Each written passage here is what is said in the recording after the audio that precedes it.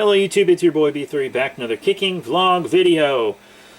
Last several vlogs that most of the vlogs I've done recently have been about the upcoming 2021 Godzilla Cinematic Universe.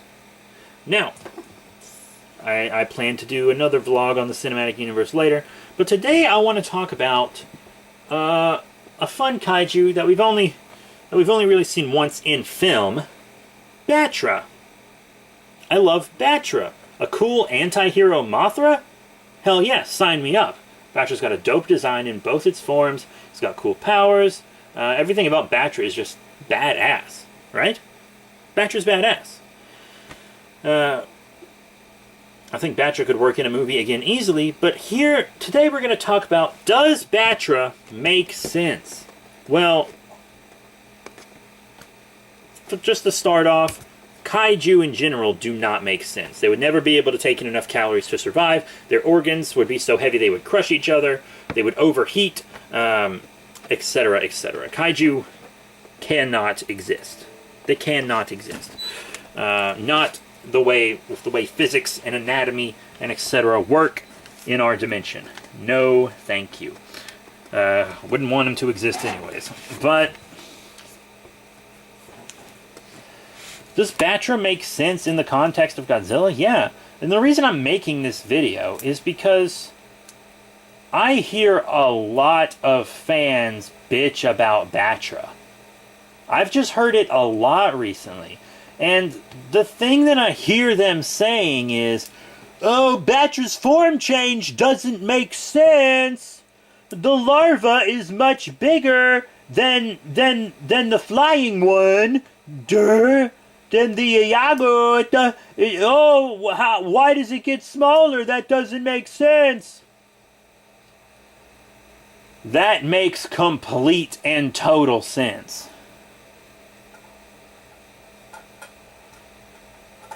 So, let's talk about how caterpillars turn into moths and butterflies.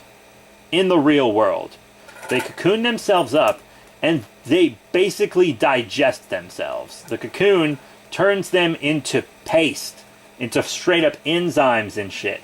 They get turned into goo. The entire animal gets turned into goo. It doesn't grow into a butterfly. It gets deconstructed into primordial fucking ooze and then reconstructed into a butterfly or moth. It's a marvel of nature.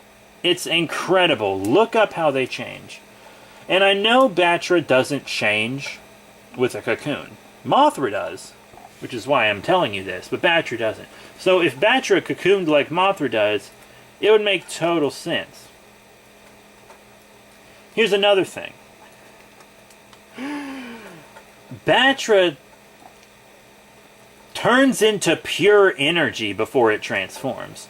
Watch the movie again. Battra turns into pure fucking energy and then becomes the adult Battra. Once again, the larva doesn't grow into the flying form. That's not how it works. If that's how it worked, then that would be weird that the flying form is smaller. But that's not how it works on the screen, and that's not how it works in real life. Okay? Battra having a smaller form makes sense. Especially in the Heisei, because let's face it, let's look at Mothra's larval form. It's fucking weak as shit. She can bite with her little mouth, which does minimal damage. She can shoot webs, which was kind of effective in the Showa series, but without another kaiju backing them up, like Kiru or something, it's not that effective. And it's super not effective if you don't have twins, because if you have twins, you can do the runaround around Godzilla and try to trap him and stuff. If you have just one Mothra, it's going to get its ass kicked, one larva. So, very weak, but Battra's larva form? very strong. It being much bigger is just the Earth learning from its mistakes. Because remember, the Earth is like sentient in the Heisei series. Creates Mothra, and then when it doesn't think Mothra's doing the job, later creates Battra. And Mother Earth learned from her mistakes on Mothra and kind of just straight up made Battra a more powerful larva. And Battra's Iago form, I don't know if that's more powerful or not, because they mostly don't fight each other in that, or whatever. But you saw the Battra larva take on Godzilla head on by itself and kick ass. Mothra larva couldn't do that. A single Mothra larva? Fuck that shit. Mother Nature learned from her mistakes with Mothra, fixed them on Battra. That's it. That's simple as that. Battra makes sense. Stop saying Battra doesn't make fucking sense, because you don't even know how fucking caterpillars turn into butterflies in the goddamn real world. Then don't be telling me how it doesn't make sense in a goddamn sci-fi fantasy movie. And it's a goddamn magic bug. It's fucking magic. Battra is a magic-based monster, not a science-based monster. Remember, Heisei Mothra, big on that magic, and Battra is just anti-hero Mothra. It's the same type of creature. Y'all need to smart the fuck up, you casual fans. But I've heard, like, big fans say this. I think I even heard Ultraman Kronos say that once. You guys remember him when he was relevant to the kaiju community? Ultraman Kronos, if you're watching this, I'm sorry. You're the reason I do reviews. Please don't block me. I'm just kidding. I don't care. But, that's it.